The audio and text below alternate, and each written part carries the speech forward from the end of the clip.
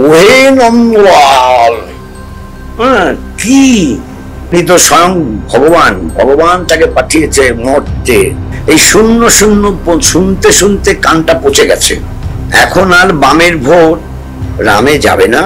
তখন আমার শুনতে হতো বাড়িতে, যা যা তুই যা, তুই ইনকলাব জিন্দাবাদ করতে যা, মাঠটা আমরা দিয়ে দেবো। মারদাঙ্গা, ঝামেলা, থ্রেট করা, এসব কিন্তু তখন খুব একটা ছিল না। জেলে যাওয়ার ব্যাপারটা আমি বুঝতেই পারিনি। আমি বাড়ি থেকে বেরোনোর সময় মাকে আশ্বস্ত করে বেরিয়েছিলাম, আমি গৃহত্যাগী হচ্ছি, গৃহী হওয়ার জন্য না। 24 সালে বসে 26 সালের বিষয়ে আলোচনা রাজনীতিতে করা যায় না। নমস্কার, দ্য ওয়ালে আপনাদের স্বাগত। আজ আমরা যার সঙ্গে কথা বলবো তিনি রাজনৈতিক মতাদর্শে একজন কমিউনিস্ট, আবার জীবনচর্যায় যিনি একজন গৃহত্যাগী সন্ন্যাসী। পার্টি তার কাছে শেষ কথা।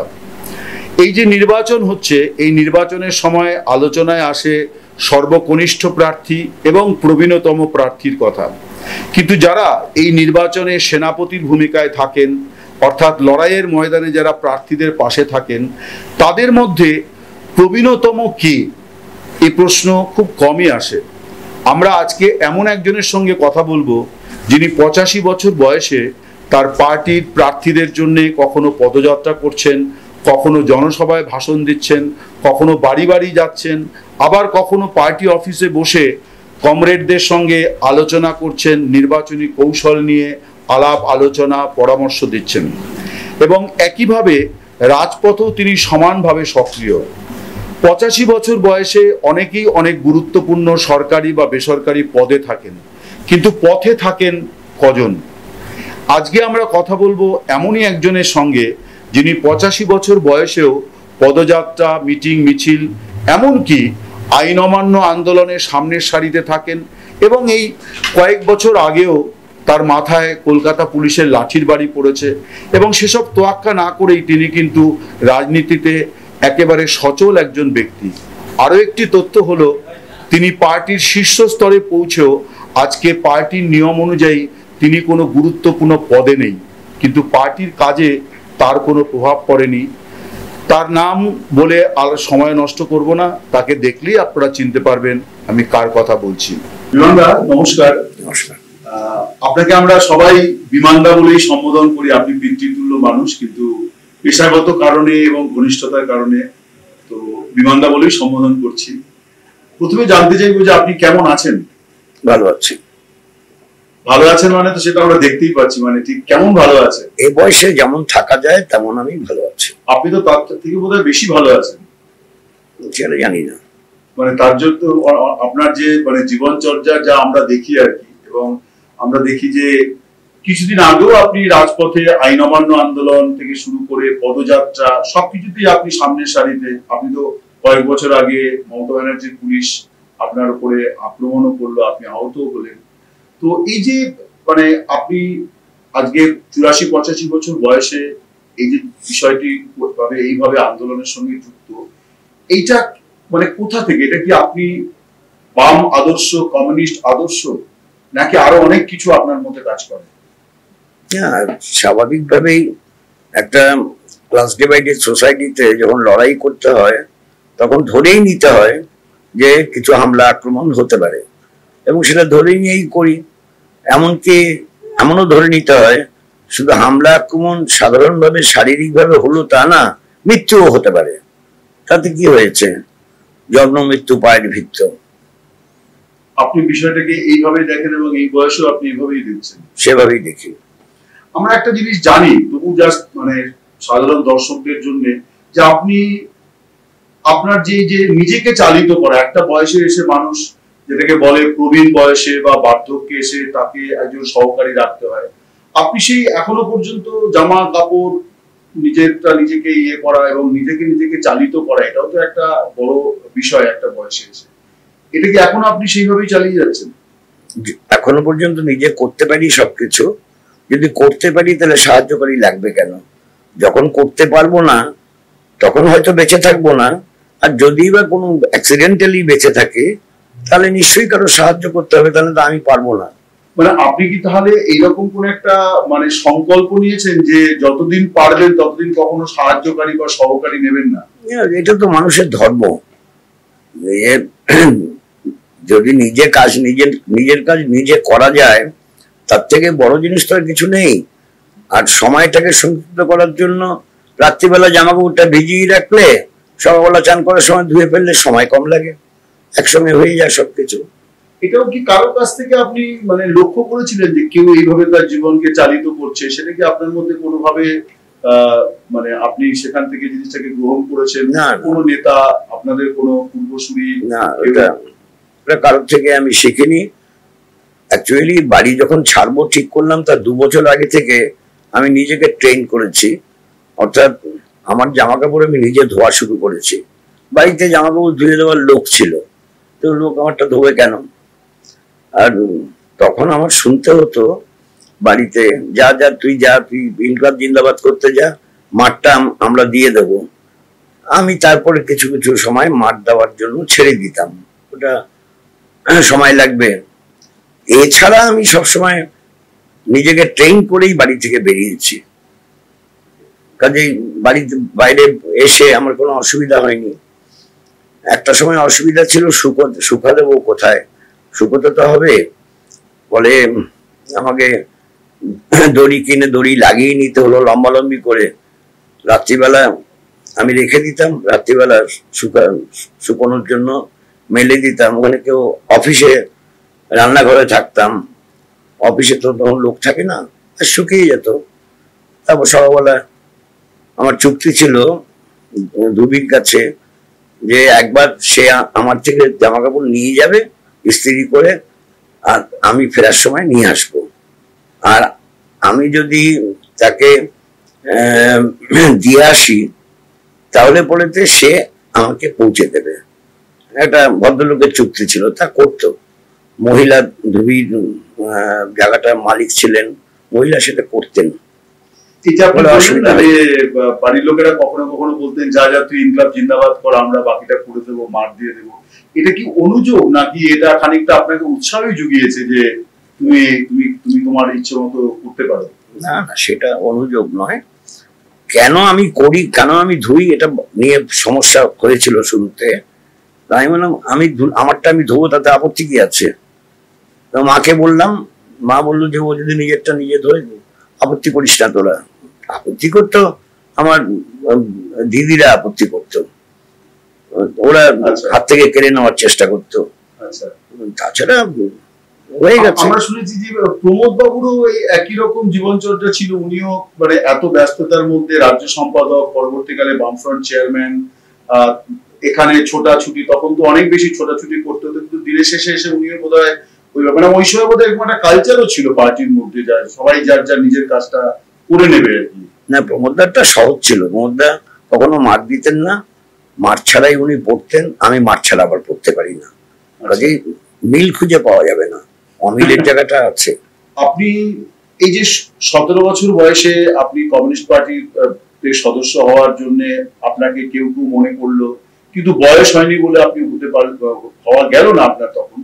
তো কিভাবে রাজনীতিতে জড়ালেন এবং প্রথম যে ভোট দিলেন, এখন দেশে ভোট চলছে, সেই ভোটের স্মৃতি কি কিছু মনে আছে? এবং তার জন্য কাজ করেছিলেন, কি করেছিলেন, সেটা যদি একটুখানি বলেন আজকের প্রজন্মের জন্য, যে কেমন ছিল সেই দিনগুলো। আমাদের দিনগুলোর সঙ্গে মিলবে না তো। তখন ভোটের বয়স ছিল 21। ঠিক বলে 21 বছর বয়সে ভোট দিতে হলে পরেতে, আমি তো 57-তে ভোট দিতে পারি না, আমার তখন 17 বছর বয়স, আমাকে দিতে হয়েছে। আর 21 হলেই দিতে পারবো না, কারণ আমার 61 সালে 21 হয়েছে, আর 62-তে ভোট হয়েছে। 62-তে প্রথম ভোট দিয়েছি। আচ্ছা, কাজে 22 বছর বয়সে প্রথম ভোট দিয়েছি। কেমন ছিল সেই ভোটের দিনটা? মানে আপনাদের? খুবই ভালো ছিল, খুবই ভালো ছিল। আজকের মতো এরকম মারদাঙ্গা, ঝামেলা, থ্রেট করা, এসব জিনিস তখন খুব একটা ছিল না। আমাদের বালিগঞ্জে তো একদম ছিল না। আচ্ছা, এসব জিনিস ছিল। তখন কি পশ্চিমবাংলায় রিগিং ছাপ্পার সংস্কৃতিটা আসেনি? মানে সেটা কি 70-এ এসে? আমি জানি না, কারণ আমাদের ওখানে মারপিটটাও কম ছিল, বালিগঞ্জে মারপিটও কম ছিল। আচ্ছা, তো আপনি কি সেই নির্বাচনের আগে থেকেই তো নিশ্চয়ই নির্বাচনী বা রাজনৈতিক কাজকর্মের সঙ্গে যুক্ত হয়েছিলেন? আমি কাজকর্মের সঙ্গে যুক্ত হয়েছি, সে নির্বাচনের কাজকর্মে 17 বছর বয়সেই যুক্ত হয়েছি। মানে তাতে আমাকে এমন এলাকায় নির্বাচনী কাজে স্কুটনি করতে হয়েছে যে এলাকায় মানে ইংরেজিতে ভোটার লিস্টটা পড়তে পারে না। এখনকার প্রজন্ম তো জানে না। প্রথম তো ইংরেজিতেই ভোটার লিস্ট হতো। 52 সালে ইংরেজিতে ভোটার লিস্ট হয়েছে, 57 সালে ইংরেজিতে ভোটার লিস্ট হয়েছে, এমনকি 62 ইংরেজিতে ভোটার লিস্ট হয়েছে। তারপরে ভারতীয় ভাষায় শুরু হয়েছে। ফলে আমি একটা বস্তি এলাকায়, বিশাল বিশাল দুটো বস্তি একসঙ্গে লাগোয়া, সেখানে বাঙালি ভোটাররা বেশি থাকে, শ্রমজীবী মানুষ, তারা কাজ করে যারা পার্টিতে, ইংরেজিতে পড়তে পারবে না। সেজন্য আমাকে সেখানে নিয়োজিত করা হয়েছিল to scrutiny the voter list. সেখানে লেফট, নো ট্রেস, ডেড এসব লিখে নোট আমাকে দিতে হয়েছিল।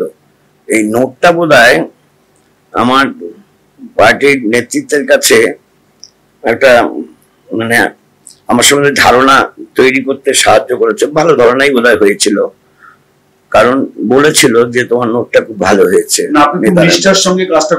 আমি পুরোটা লিখে এ বি সি করে দিয়েছিলাম। এ লেফট, বি নো ট্রেস।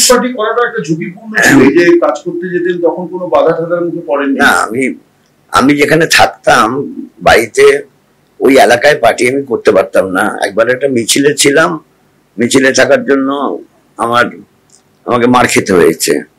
মানে চর একটা মারলে ছিল, আমি তর্ক করেছি দেখে আরেকটা চর মেরে দিয়েছে। এইরকম তখন ঠিক করলাম না, এখানে পার্টি করা যাবে না। ফলে বেছে নিলাম মধ্য কলকাতার ধারে কাছে, সেখানেই পার্টি করতাম। তো 58 সালে জেলে যেতে হলো কেন? সেই দিনটা কি হয়েছিল, মানে সেটা যদি একটু স্মৃতিচারণ করেন। জেলে যাওয়ার ব্যাপারটা আমি বুঝতেই পারিনি। কারণ আমরা একটা আড্ডা মারছিলাম মেট্রোর দিকে, একটা সিনেমা দেখবো তাও ভেবেছিলাম। তো ওখানে স্লোগান শুনে আমরা মানে আমার এক বন্ধুর সঙ্গে তা ওখানে দেখতে গেলাম কি হচ্ছে এক্সপায়ার্ড ইস্টে। তখন তো সব জমায়েত ফমায়েত সবকিছু এক্সপায়ার্ড ইস্টে হতো, যেটার নাম যেটা এখন নাম হচ্ছে সিধু কানু ডহর। সেখানে হঠাৎ করে পুলিশ চারদিক ঘিরে ফেললো, ঘিরে ফেলে তুলে নিয়ে চলে গেল প্রেসিডেন্সি জেলে। আমি তো অ্যাজিটেটর নই, কিচ্ছু নই। ওখানে আমি দেখছিলাম স্লোগান হচ্ছে ছাত্রদের বেতন বৃদ্ধি বিরোধী আন্দোলনে তখন সত্যাগ্রহ করবে, আইন অমান্য করবে। আইন অমান্য করার আগেই সবাইকে গ্রেপ্তার করলো। এরকম তখনকার দিনে এরকম ছিল। যাই হোক, তারপর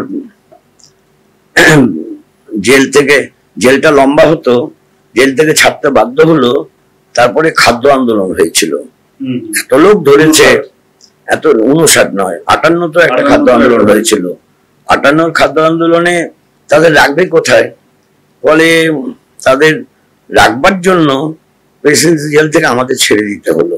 আমরা কতদিন যেন ছিলাম খেয়াল নেই, 11 দিন বোধহয়, না 7 দিন। তো তখন তো জেলে গিয়ে অনেকে নিজের নাম পরিচয় মানে মিথ্যে পরিচয় বলতো আর কি। আপনারাও কি তাই করেছিলেন? না, যা আপনার নাম পরিচয় তাই বলেছিলেন? না, মিথ্যে পরিচয় দেবো কেন? মিথ্যে পরিচয় দেওয়ার কোনো ব্যাপারই নেই। আমার তো অদ্ভুত অভিজ্ঞতা হয়েছে। সেটা হচ্ছে চারদিক থেকে ফোন টোন করেছে, দাদাদের কারো একটু হাই আপের সঙ্গে যোগাযোগ ছিল। তারপর তারা পেয়েছে না হাসপাতালে নেই, কোথাও নেই। আমি তো বাড়ি ফিরিনি, আমি কত খবরও দেইনি।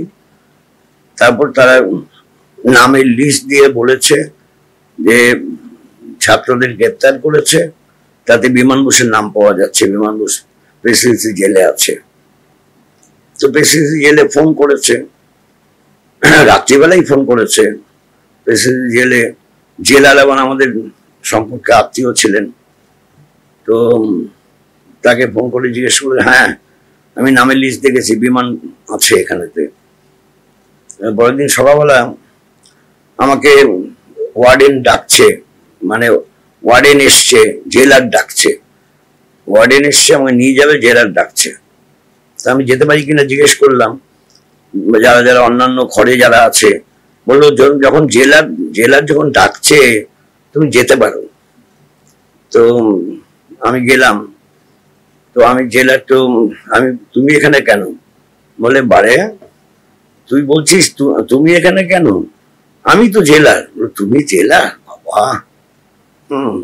তখন বয়স কম, যেভাবে কথা বলে এরকমই বলেছি। তাহলে তুই একটা সাদা কাগজে সই করে দে, তোকে ছেড়ে দেবো। আমাকে দিয়ে মুছলে কালে খাবে? হ্যাঁ, সাদা কাগজে আমি সই করে দেবো, আর তুমি সাদা কাগজটায় যা কিছু লিখে নেবে। যাও যাও, কাগজটাও দিচ্ছিল, যাও যাও যাও, নিয়ে যাও, যবে ছাড়বে তখন যাবো।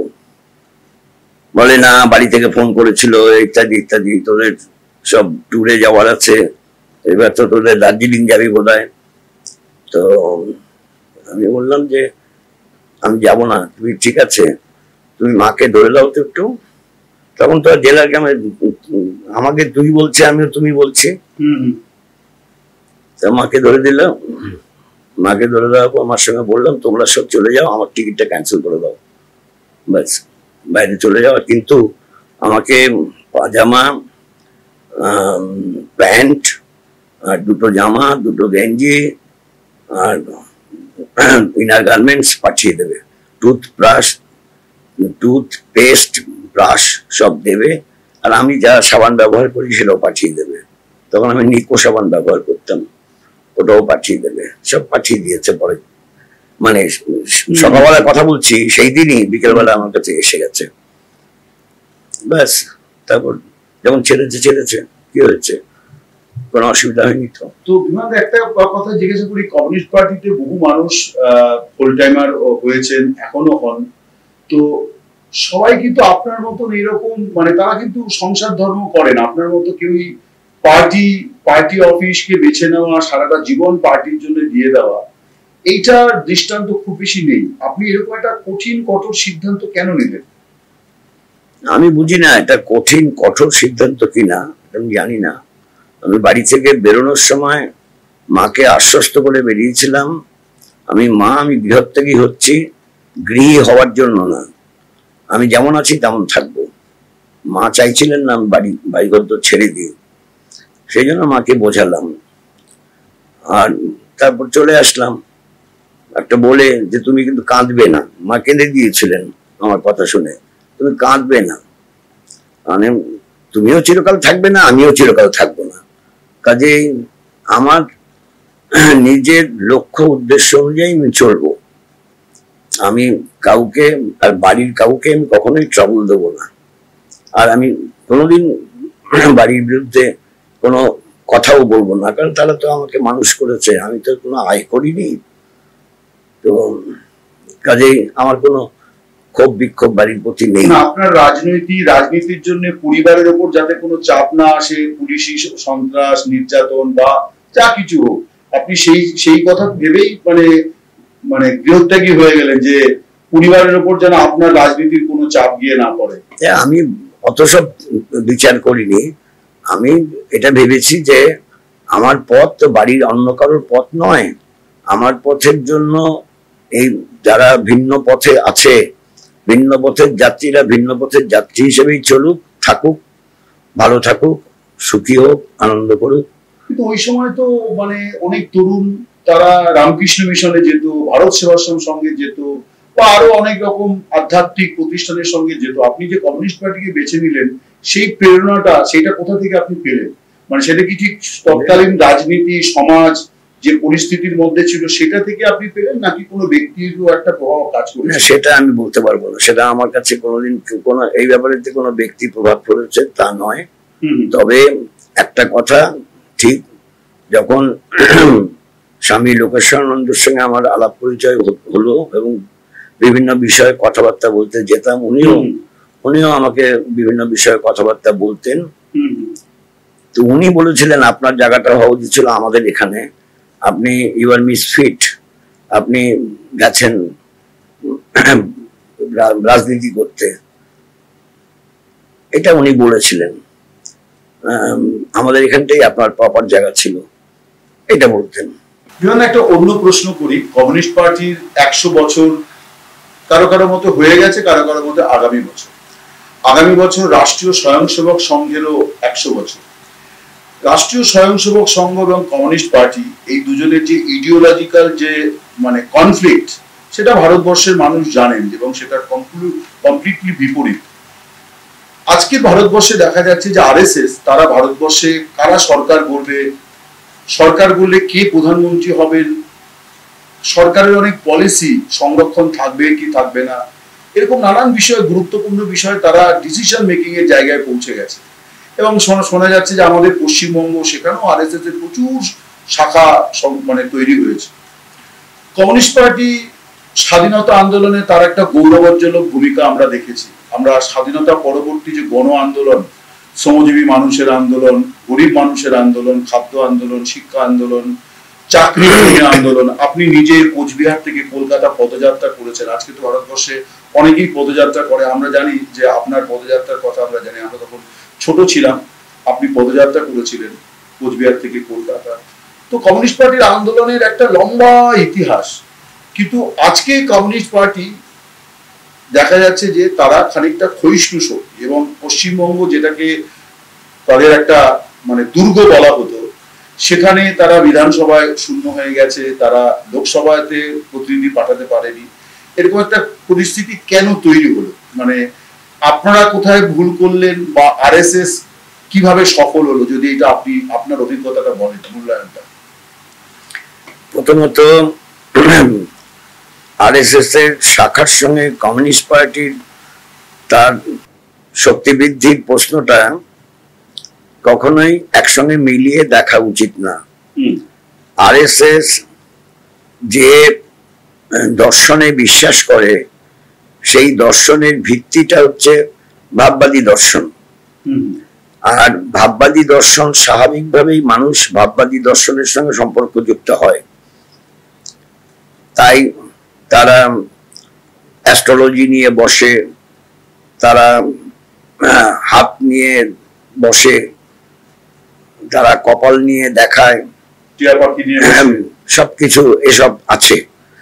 এখন বস্তুবাদী দর্শনটা আপনা আপনি গড়ে ওঠে না। বস্তুবাদী দর্শনের ভিত্তিতেই গড়ে ওঠে মার্ক্সবাদী দর্শন। আর মার্ক্সবাদী দর্শন সেটা আপনা আপনি হয় না। স্বাভাবিকভাবেই কখনোই মার্ক্সবাদী দর্শনের বিশ্বাসী মানুষের কর্ম কার্যকলাপের সঙ্গে ভাববাদী দর্শনে বিশ্বাসী এবং বিশেষ করে ধর্মীয় রাজনীতির সঙ্গে সম্পর্কযুক্ত হয়ে চলার মতবাদ যা আরএসএস যা মান্য করে চলে, তার সঙ্গে তুলনা টানাটা বোধহয় সঠিক না। দ্বিতীয়ত হচ্ছে যে আন্দোলন সংগ্রাম এর সঙ্গে সম্পর্কযুক্ত বামপন্থী আন্দোলনের পরিবেশ সারা পৃথিবীতেই সাময়িকভাবে হলেও এটা একটা সেটব্যাক হয়েছে বামপন্থী আন্দোলনের। আর বামপন্থী আন্দোলনের সেটব্যাকের পেছনে কারণটা হচ্ছে যে বিশ্বে যে সমাজতান্ত্রিক ব্যবস্থা গড়ে উঠেছিল, সেই সমাজতান্ত্রিক ব্যবস্থার তার যে মানে ব্যবস্থাটার পতন 1991 সালে যখন সোভিয়েত ইউনিয়নের সমাজতন্ত্রের বিপর্যয় দেখা দিল, তখন তার প্রভাবটা বিশ্বব্যাপী বামপন্থী আন্দোলন এবং কমিউনিস্ট আন্দোলনের উপর পড়েছে।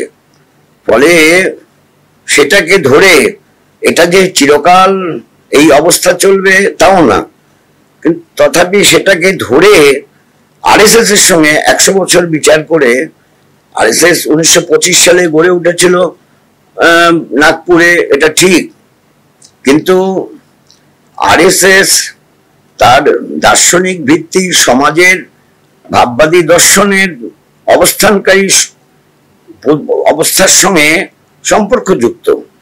অন্যদিকে তারা তাদের রাজনৈতিক কার্যকলাপ পরিচালনা করার জন্য বিভিন্ন সময় বিভিন্ন সংগঠন তৈরি করেছে।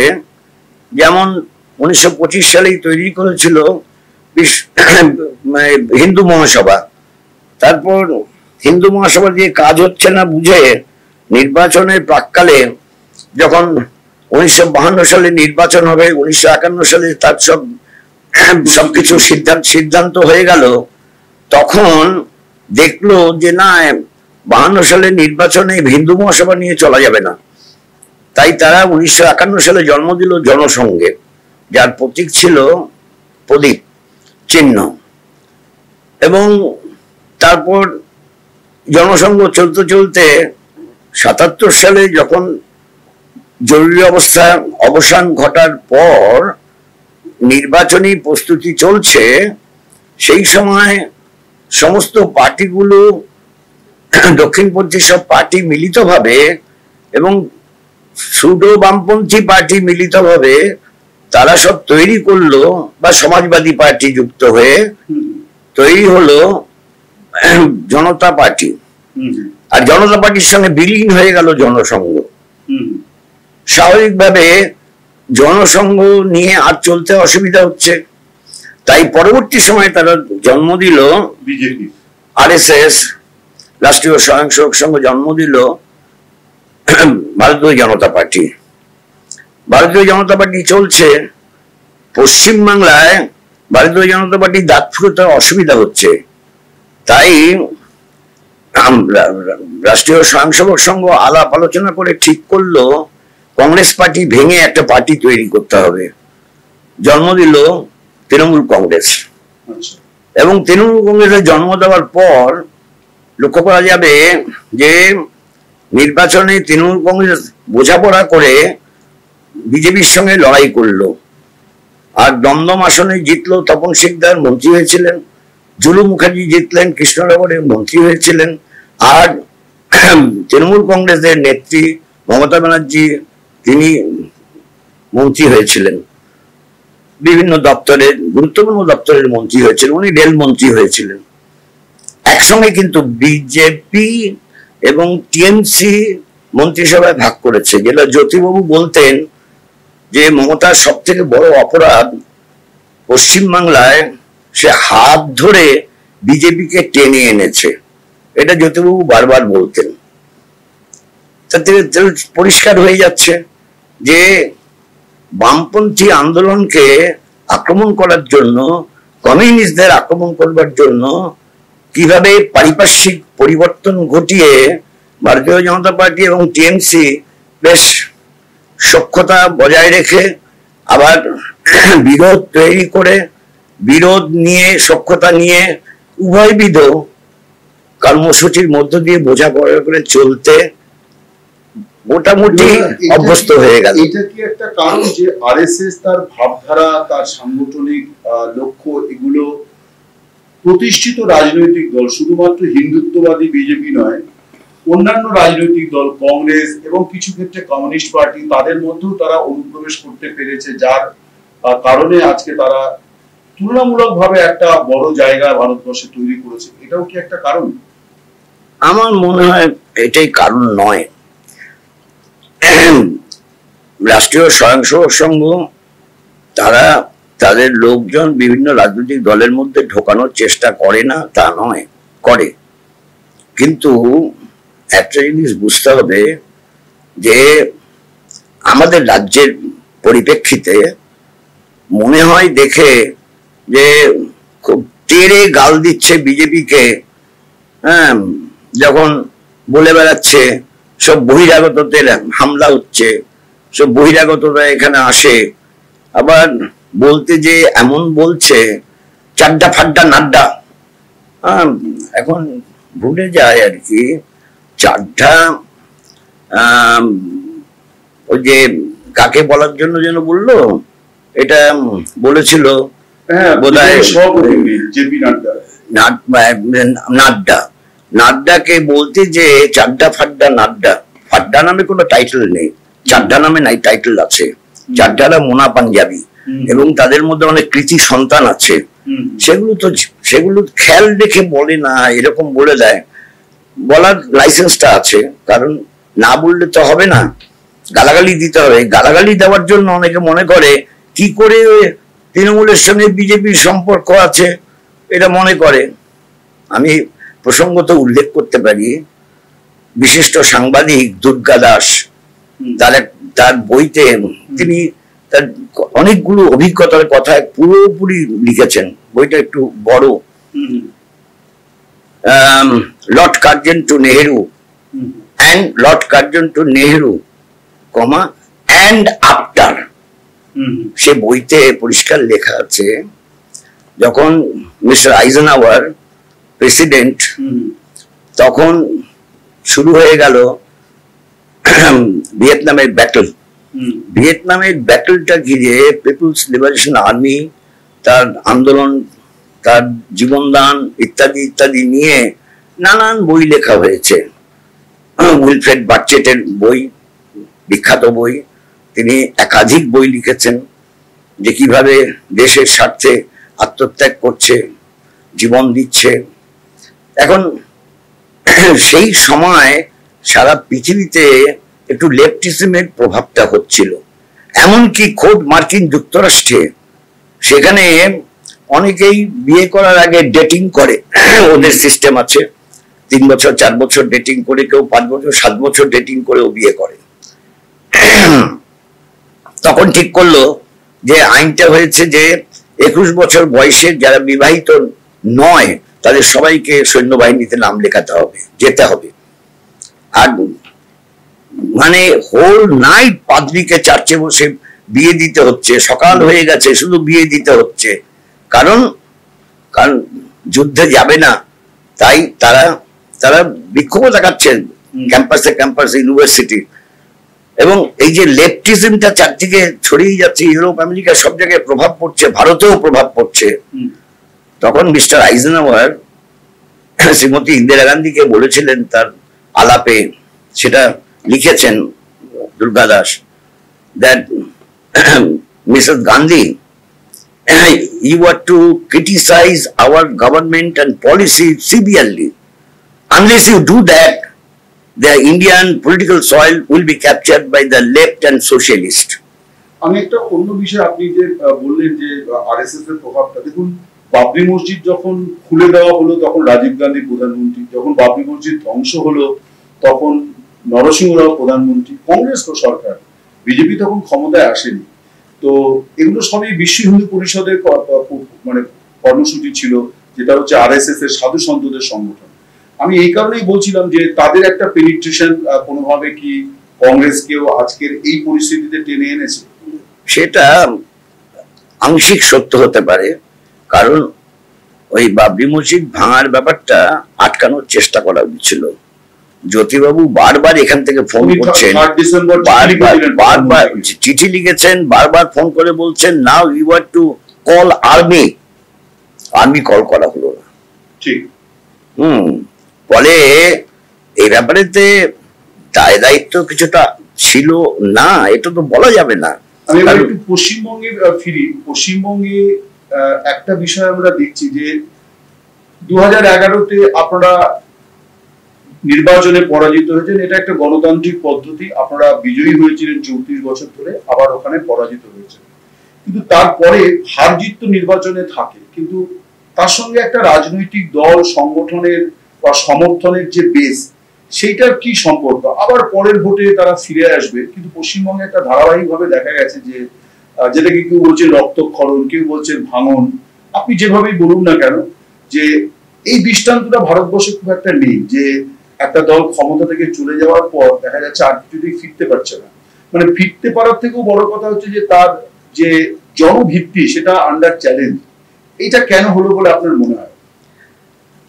এটা বিচার বিশ্লেষণ হয়তো পরে করা যাবে, কিন্তু এটা ঠিক যে আমি যেটা আগে বলেছিলাম, সারা দেশে এবং বিশ্বে দক্ষিণ পন্থার যে প্রাবল্যটা একটু বেড়েছে সমাজতান্ত্রিক শিবিরের পতনের পর, যেটা আমি শুরু করেছিলাম, এবং আন্দোলন সংগ্রামে একটা ইন্সপিরেশন ছিল যেন সমাজতান্ত্রিক শিবির।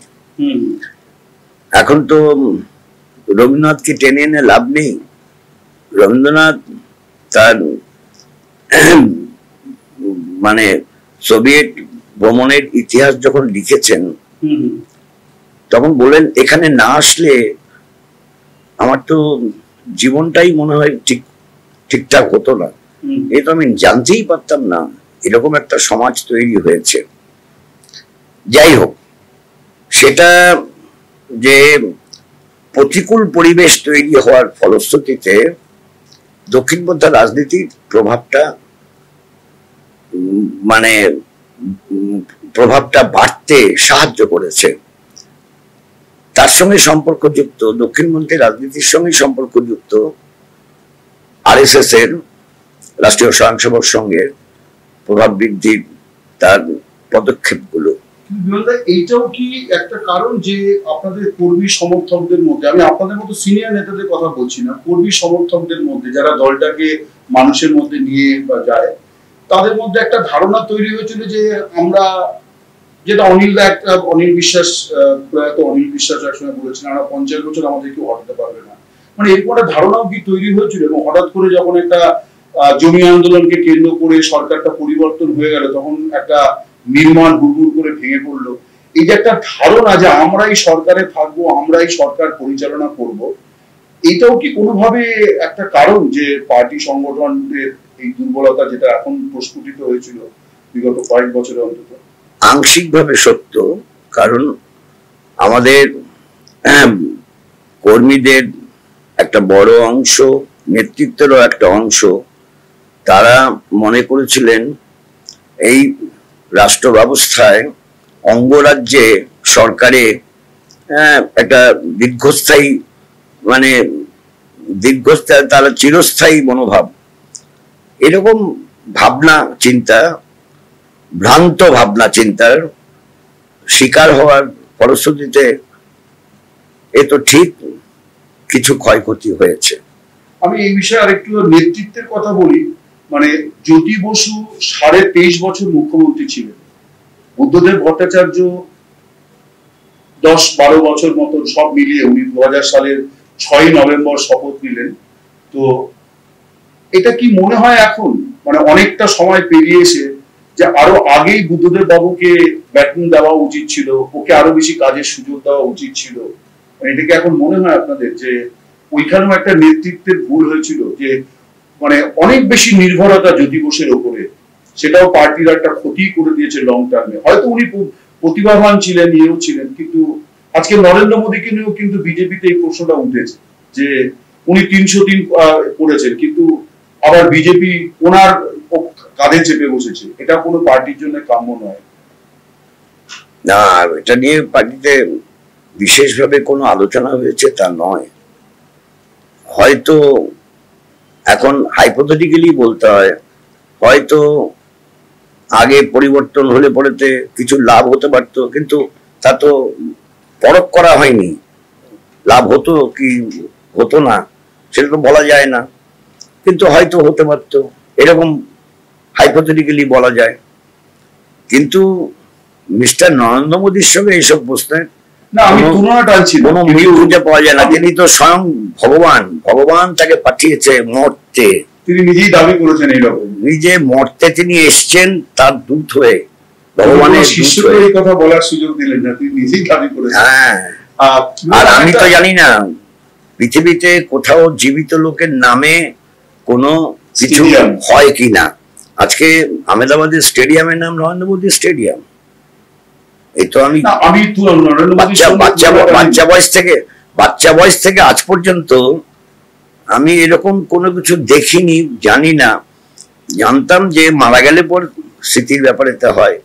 রামকৃষ্ণ মানে পরমাংশ, তিনি মারা যাওয়ার পর তার নামে সবকিছু হয়েছে, তিনি কিন্তু বেঁচে থাকতে কিছু হয়নি। আপনার তো একটু অস্বস্তি লাগবে, বিজয় মোদকের নামে কলেজ হয়েছিল হুগলিতে, হ্যাঁ, হয়তো মানে একটা ব্যতিক্রমী সিদ্ধান্ত, কিন্তু হয়েছিল বিজয় মোদকের নামে কলেজ জীবদ্দশায়। এটা ঠিক না, এটা কখনোই কোনো জিনিসটা জীবিত লোকের নামে করা ঠিক না। এবং আমি আরেকটা প্রশ্ন করছি, এই যে আপনাদের ভোট, এখন আর এটা নিয়ে লুকোছাপা নেই কিছু, যে বিজেপিতে গিয়েছে একটা বড় অংশের ভোট, এই যে বিজেপিতে চলে গেছে, আপনারা একটা ব্যাখ্যা দিচ্ছেন যে তৃণমূলের সন্ত্রাস, বিজেপি বড় পার্টি, ওরা রক্ষা করতে পারবে, কিন্তু এটাও কি কারণ যে পার্টি সংগঠনের মধ্যে, পার্টির দৈনন্দিন যে রাজনৈতিক প্রক্রিয়া, তার মধ্যে হিন্দুত্ববাদী ভাবাবেগ এবং মানে হিন্দু আনি, এটাও বামপন্থী দলগুলো কর্মী সমর্থকদের মধ্যে গ্রাস করেছিল, ফলে তারা ওইদিকে দলে দলে চলে গেল। মানে কমিউনিস্ট পার্টির মধ্যে এরকম একটা আদর্শ ভিত্তিক দল, সেই আদর্শ ভিত্তিক দলটিকে ছেড়ে তারা ওইদিকে চলে গেল, এটাও কি একটা কারণ? মানে ভোট দেওয়ার সঙ্গে তাদের বিজেপিতে চলে যাওয়া, এটা একসঙ্গে মিলিয়ে দেখা উচিত না বোধহয়। এটা ঠিক যে একটা অংশের বামপন্থী ভোটার, তারা নিজে মনে প্রাণে বিশ্বাস যখন করেছে যে বামপন্থীদের প্রার্থী জিতবে না, তখন তৃণমূলের অত্যাচারে অত্যাচারিত হয়ে এবং বিভিন্ন রকম অনাচার ব্যভিচার এসব দেখে তারা বিজেপিকে তাদের বন্ধু হিসেবে মনে করেছে এবং বিজেপিকে ভোট দিয়েছে, যার থেকে বলা হয়েছে বামের ভোট রামে গেছে। হ্যাঁ, একটা সময় তো গেছে, এবং বিগত লোকসভা নির্বাচনেও গেছে, এবং মানে এটাও দেখা যাবে যে 2021 সালের ভোটেও কিছু কিছু ক্ষেত্রে গেছে। কিন্তু এটার পরিবর্তন ঘটানোর জন্য আমরা আপ্রাণ প্রয়াসী ছিলাম, এবং সেই প্রয়াস ধীরে ধীরে আমাদের মানুষের বিশ্বাসের মধ্যে পৌঁছানোর ফলশ্রুতিতে কথা বলতে পারি, তা এখন আর সেটা খুব একটা ঘটবে না। 2-4-5টা কিছু ঘটতে পারে কোনো একটা নির্দিষ্ট এলাকায়, কিন্তু এখন আর বামের ভোট রামে যাবে না। আর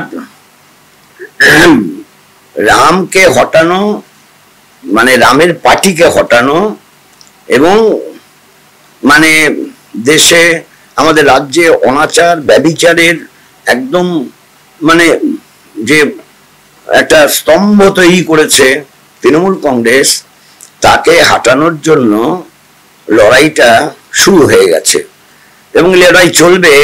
এই যে নির্বাচন হচ্ছে, তাতে তার কি প্রতিক্রিয়া আমরা আপনারা প্রত্যাশা করছেন? ধরুন আমাদের 42টা আসনে ভোট হচ্ছে, প্রতিক্রিয়া একটা কথাই বলতে পারি, এই যে রাজ্য বিধানসভায় শূন্য, রাজ্যের লোকসভায় শূন্য, এই শূন্য শূন্য শুনতে শুনতে কানটা পচে গেছে। আর সেই কানের এখন মেরামতি করতে হবে, কারণ আর এটা শুনতে হবে না। 2024 সালে লোকসভা নির্বাচনে আর শুনতে হবে না রাজ্য থেকে শূন্য, এটা বোঝা যাবে। এই জন্যই ভোটারদের একটা প্রশ্ন, যে আমি শুনছিলাম যে কেরালাতেও আপনাদের রেজাল্ট ভালো হবে, তামিলনাড়ুতে 2টি আসন আছে, সেই 2টিও আপনারা পাবেন, ওখানে ইন্ডিয়া জোটের খুব মজবুত বোঝাপড়া হয়েছিল।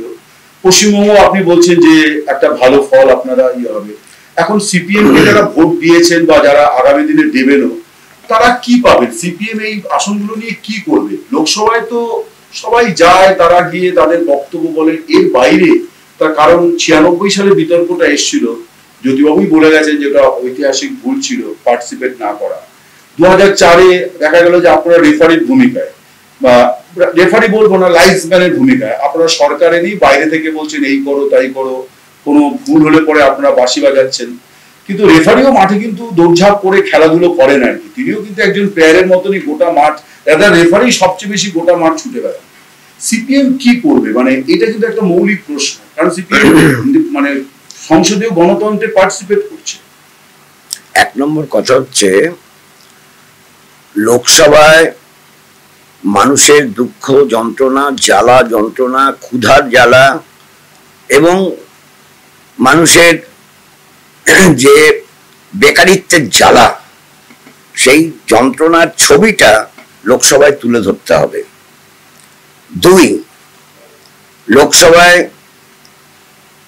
যদি বিজেপি নেতৃত্বে এনডিএ সরকার তার পতন ঘটে, তখন ইন্ডিয়া জোটের সরকার তৈরি করতে হবে।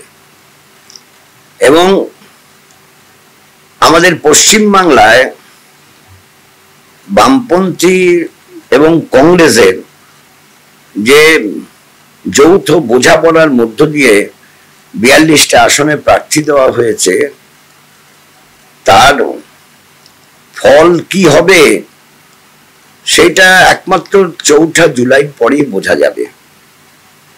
খানিকটা এরকম 1977 সালে মানে ফল প্রকাশের আগে পর্যন্ত কোনো বোঝাপড়া ছিল না, যে তারা যারা নাকি সেফোলজিস্ট, যারা এক্সিট পোল করেন, নানান রকম ভোটের রাজনীতিতে যারা জ্যোতিষী কাজ করেন, তারা সবাই ব্যর্থ হয়েছিলেন। এবং এবার দ্বিতীয়বার ব্যর্থ হবে যখন যে বামেরা 0 0 0 0 বলে বেড়াচ্ছে, যারা বেশি শূন্য বলেছেন তাদের মাথার মধ্যে শূন্য যে ধপ করে পড়বে। কিন্তু মানুষ জানতে চায় সিপিএম কি সরকারে যাবে? আমি খুব সহজভাবেই জানতে চাইছি যে সিপিএম কি শুধু সরকার গঠনের তো প্রক্রিয়ায় অংশ নেবে, সরকারে অংশ নেবে না? সেটা আলোচনা হবে। আলোচনার পর মাইনরিটি যদি বিজেপি নেতৃত্বে এনডিএ মাইনরিটি হয়, তার সেই পরিবেশ পরিস্থিতিতে আলোচনা করে ঠিক সিদ্ধান্ত হবে। মানে এটা বলা যাবে না যে সিপিএম পার্টিসিপেট করবে না, এরকম কোনো সিদ্ধান্ত সিপিএম নিয়ে রাখেন? না না, করবে না, এটা তো সিদ্ধান্ত হবে তো পোস্ট পাবলিকেশন অফ রেজাল্ট, তার আগে তো হবে না। একটা হয়, মমতা ব্যানার্জি বলেছেন উনি বাইরে থেকে সাপোর্ট দেবেন।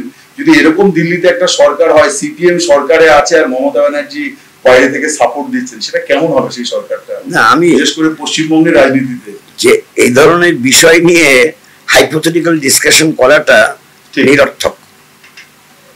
আমি আবার একটু আপনার মানে ব্যক্তি বিমান বসুর বিষয়ে আসছি, কিন্তু রাজনীতি, যে রাজনীতিতে আপনার দীর্ঘ পথ চলা, শুধু নানা রাজনৈতিক প্রবাহের আপনি সাক্ষী নন, প্রজন্মের পরিবর্তনগুলো আপনি প্রত্যক্ষ করেছেন। তো রাজনৈতিক ধারায় যে পরিবর্তনগুলো আজকে এসছে, এই যে অবক্ষয়মুখী একটা প্রবণতা, সেখানে আজকের প্রজন্মকে আপনি ঠিক কিভাবে দেখছেন? তরুণ প্রজন্মকে আপনি কিভাবে দেখছেন?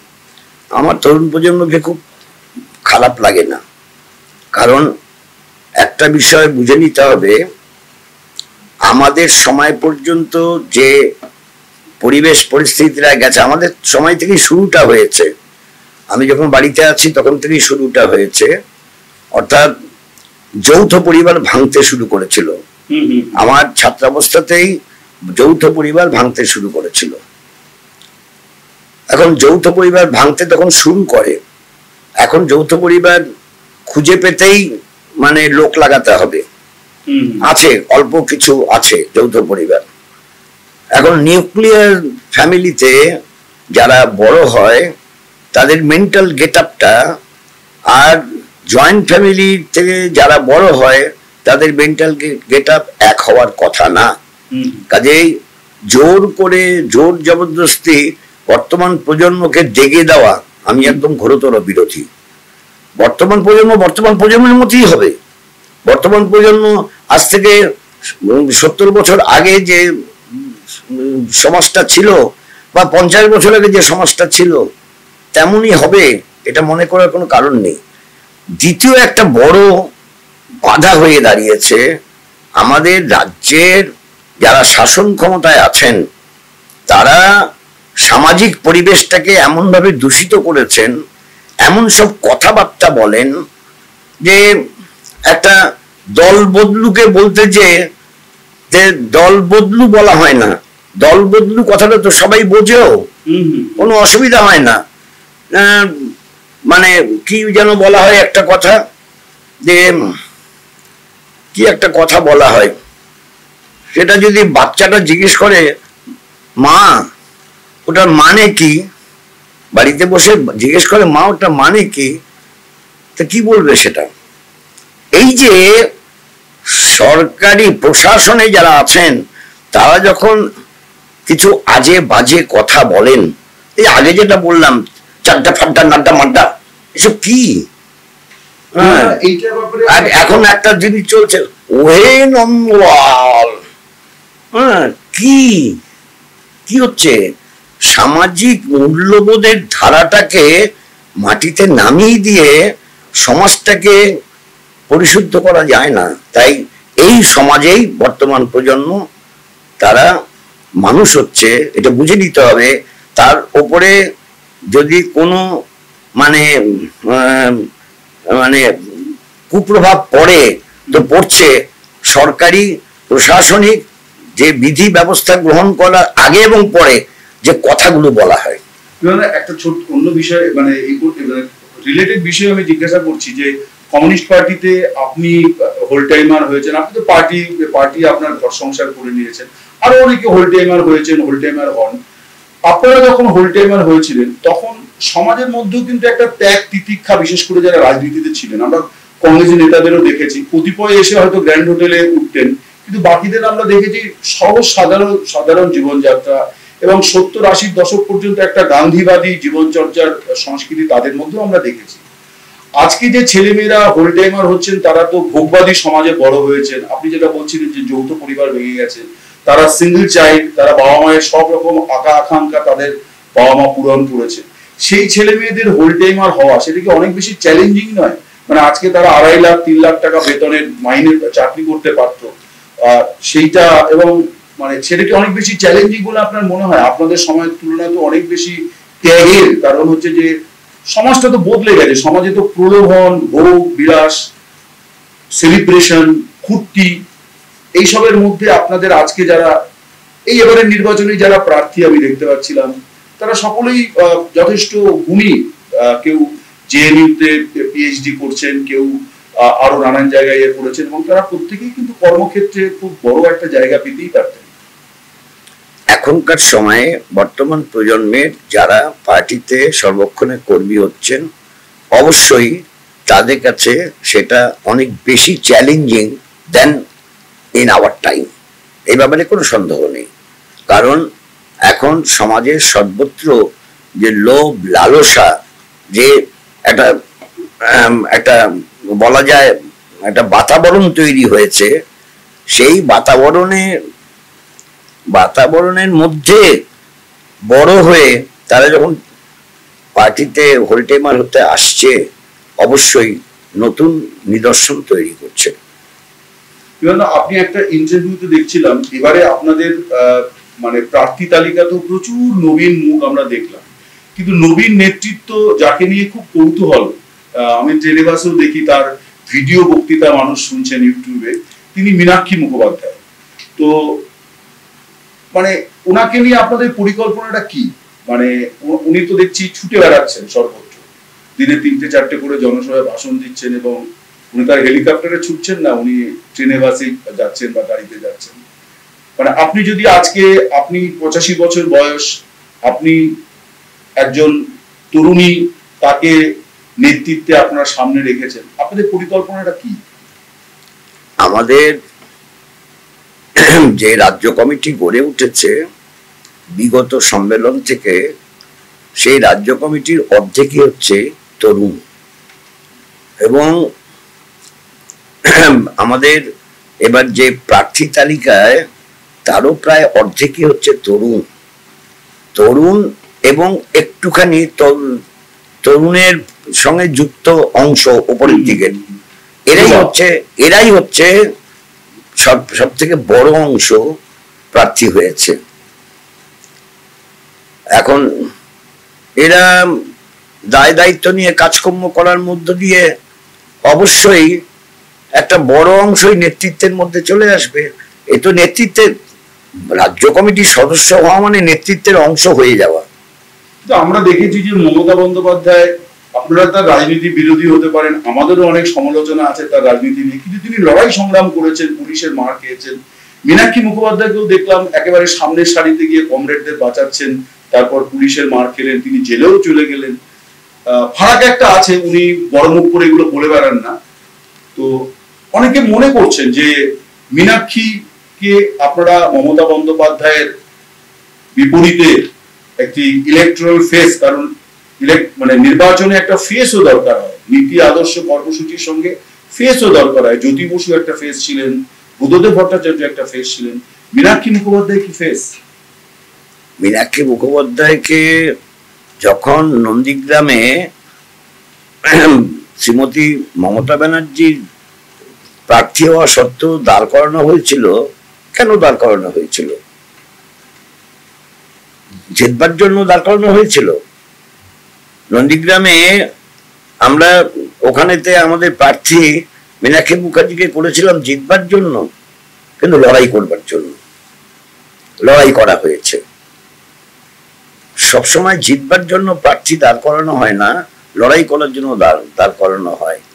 সে লড়াই করার পর তারপর সে আন্দোলন সময়ের মধ্য দিয়ে আজকে মীনাক্ষী মুখার্জি হয়েছে। এরকমই নিয়ম। তাকে আপনি কিভাবে মূল্যায়ন করেন? মানে আপনি 85 বছর বয়সের বিমান বসু, যার হাত ধরে কমরেড তৈরি, কাজকর্ম করছে, দায়িত্ব নিয়ে কাজকর্ম করছে, পড়াশুনো করে দায়িত্ব নিয়ে কাজকর্ম করার প্রক্রিয়ার মধ্য দিয়ে নেতৃত্বের অবস্থানে থাকবে সে। আপনি একটা ইন্টারভিউতে তাকে ক্যাপ্টেন বলেছেন। ক্যাপ্টেন তো একটা বড় শিরোপা না। সে যখন নাকি সেই দায়িত্বে ছিল, যখন ইনসাফ যাত্রা হয়েছে সে দায়িত্বে ছিল, তখন ওই সময় আমাকে কেউ ইন্টারভিউ নিয়েছিল, তখন আমি বলেছিলাম মীনাক্ষী তো ক্যাপ্টেন। তারপরে র্যালিটা হয়েছে ব্রিগেড প্যারেড গ্রাউন্ডেতে। 2026 বিধানসভা ভোটে মীনাক্ষী মুখোপাধ্যায় কি বামফ্রন্টের ক্যাপ্টেন হিসেবে দেখা যাবে? না, নিশ্চয়ই থাকবে, নিশ্চয়ই থাকবে। কারণ কমিউনিস্ট পার্টি কালেকটিভ ডিসকাশন করে, কালেকটিভলি ডিসকাশন করে সিদ্ধান্ত করে, সেই সিদ্ধান্ত অনুযায়ী সবাই কাজ করে। এখানে কমিউনিস্ট পার্টিতে ইন্ডিভিজুয়ালের কোনো ভূমিকা নেই, তা কেউ কেউ মনে করে না, কিন্তু কালেকটিভলি চলতে হয়, কালেকটিভ সিদ্ধান্ত করে কালেকটিভলি ঠিক হবে। আমি 2026 সালে আমি থাকবো কিনা সন্দেহ আছে। না না, আপনি কেন থাকবেন না? আমরা হয়তো অনেকে থাকবো না, কিন্তু আপনি থাকবেন। তার কারণ হচ্ছে আপনি যে নিষ্ঠার সঙ্গে নিজেকে চালিত করেন সেটাই, এবং আপনাকে তো প্রয়োজনও বটে। না, আমি একটু এই জন্য জানতে চাইছি যে 26-এ মমতা ব্যানার্জি তৃণমূলের মুখ হতে পারেন, অভিষেক বন্দ্যোপাধ্যায় হতে পারেন, আমরা জানি না সেটা।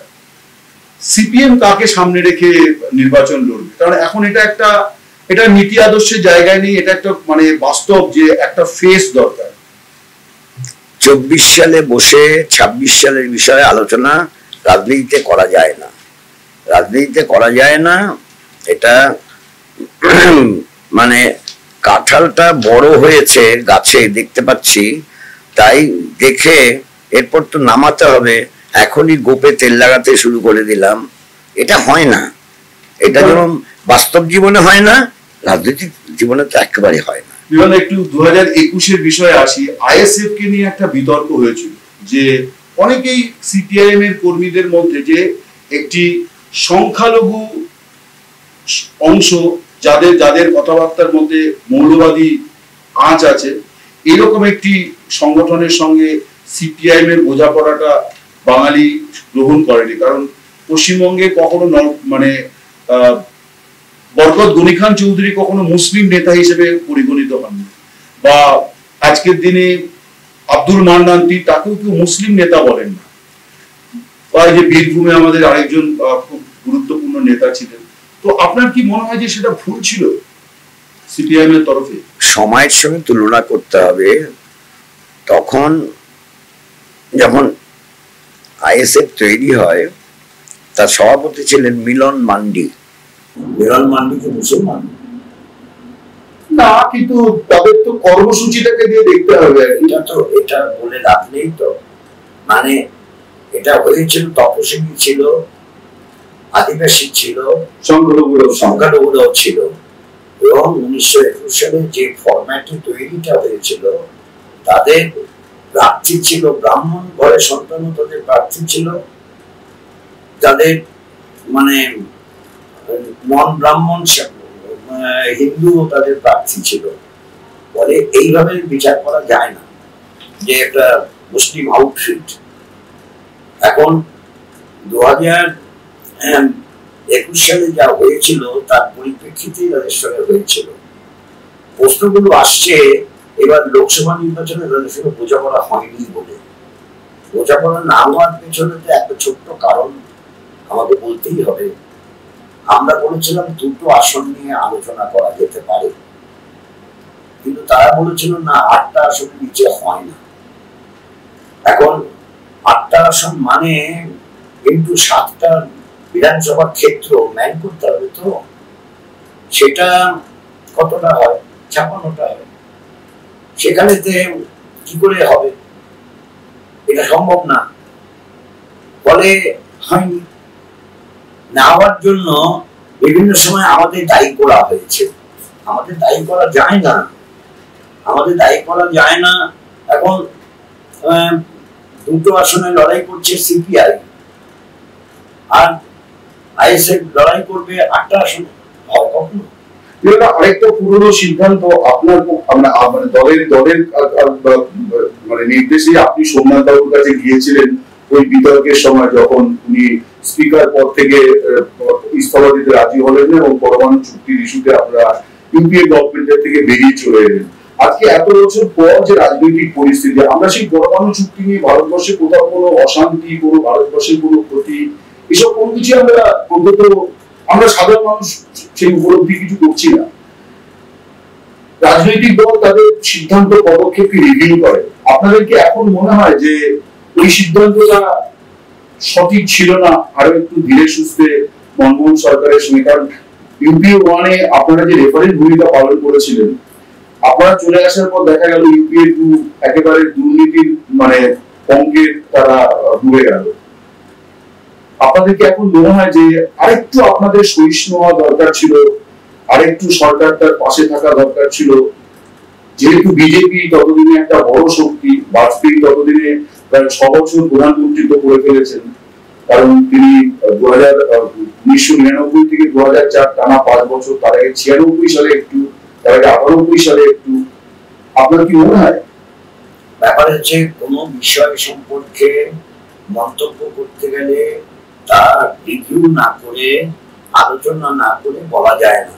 আমি আগেও উল্লেখ করেছি, কমিউনিস্ট পার্টির কাজের ধারা এমন নয় যে ব্যক্তি হিসাবে কেউ একটা নীতির কথা বলে দিল, সিদ্ধান্ত হলে সেই নীতিটা নিশ্চয়ই ব্যক্তি হিসাবে বলবে। এইসব বিষয় নিয়ে রিভিউ হয়নি, আলোচনা হয়নি, তাকে মন্তব্য করা আমার পক্ষে সম্ভব নয়। ছাড়তে হবে। আচ্ছা, আরেকটা লোক বসে আছে, একটা ছোট্ট ব্যক্তিগত ছোট্ট প্রশ্ন আর কি। মানে আপনি প্রথমে বলছিলেন যে আপনি নিজেই নিজেকে চালিত করেন এবং আপনার সুস্থতা, আপনি এই বয়সে পদযাত্রা করছেন, আপনি আইন অমান্য আন্দোলন করছেন, এগুলো কোথা থেকে আসে আপনার মধ্যে? আপনি এজ অফ 85, এই বয়সে অনেকে অনেক গুরুত্বপূর্ণ পদে থাকেন কিন্তু পথে থাকেন না। না, আমার বোধহয় আর সম্ভবপর হবে না এসব করার, কারণ আমার ডাক্তারের নিষেধ। আপনি এইভাবে হাঁটতে পারবেন না। আমার ডাক্তার বারবার আমাকে বলছে, সে কি করে রিপোর্ট সংগ্রহ করে তাও আমি জানি না, জানতে পেরে যায়, বলে একদম হাঁটবেন না। কাজে হাঁটাটা এখন আর সম্ভবপর হবে কিনা আই ডাউট। কিন্তু আপনি তো, আমি শুনেছি যে আপনি দুপুরে ভাত রুটি এসব কিছুই খান না, ফল খান। এই সিদ্ধান্ত কেন করেছেন? এটা কি প্রথমে নিজের শরীর ঠিক রাখার জন্য করেছি। আচ্ছা, এবং আপনি এটা দ্বারা উপকৃত? স্বল্প আহার করলে ক্ষতি কিছু হয় না শরীরে। আচ্ছা, আমার শেষ একটা প্রশ্ন, সেটা হচ্ছে যে আমি আগেও একটুখানি বলছিলাম যে অনেকেই হোল টাইমার হন কমিউনিস্ট পার্টিতে, কিন্তু আপনার মতন মানে গৃহত্যাগী হোল টাইমার, পার্টিকে জীবনের সবকিছু দিয়ে দেওয়া, এই সিদ্ধান্তটি আপনি কেন নিলেন? এখানেও কি কারোর কোনো প্রেরণা আছে নাকি বিমান বসুর প্রেরণা? না না, আমি এইসব ব্যাপারে কারোর সঙ্গে কোনো আলোচনা করে কিছু করিনি। আমার নিজের সিদ্ধান্ত, নিজে মনে করেছি ঠিক আছে, এরকম তো জীবনযাপন করাই যায়, অসুবিধা কি আছে, তাই আমি এরকম জীবনযাপন করছি। আর তো মানে জীবন সায়ান্নে এসে এ নিয়ে ভাবনা চিন্তা আমি করার কোনো পক্ষপাতী না। আপনারা শ্রদ্ধেয় বিমান বসুর কথা শুনলেন। বিমান বসু তিনি যেভাবে বলতে ভালোবাসেন ঠিক সেইভাবেই বললেন, অর্থাৎ যা তিনি বলবেন না তা তিনি বলবেন না, যা তিনি বলবেন তা তিনি বলবেন। এইভাবেই আমরা বিমান বসুকে দেখে এসেছি এবং এক বর্ণময় চরিত্র কমিউনিস্ট পার্টি মার্ক্সবাদীর, যিনি মাত্র 17 বছর বয়সে বা তারও আগে রাজনীতিতে এসেছেন এবং আজকে 85 বছর বয়স। এবং 85 বছর বয়সে ওর আরো একটি বড় বিষয় হচ্ছে যে উনি পার্টির সর্বোচ্চ যে নেতৃত্ব পলিট ব্যুরো, সেই পলিট ব্যুরোর উনি সদস্য ছিলেন, কিন্তু আজকে তিনি পলিট ব্যুরোর সদস্য নন, একেবারেই একজন পার্টির সাধারণ কর্মী। কিন্তু এটা তারকে কোনোভাবে তার মধ্যে স্পর্শ করে না। তিনি পার্টির জন্য যা যা করণীয় তার মানে নিয়মিত সেই কাজটি করে যাচ্ছেন, যা আজকের ভারতের রাজনীতিতে অবশ্যই একটা দৃষ্টান্ত স্থানীয় তো বটে। অমল সরকার, দ্য ওয়াল।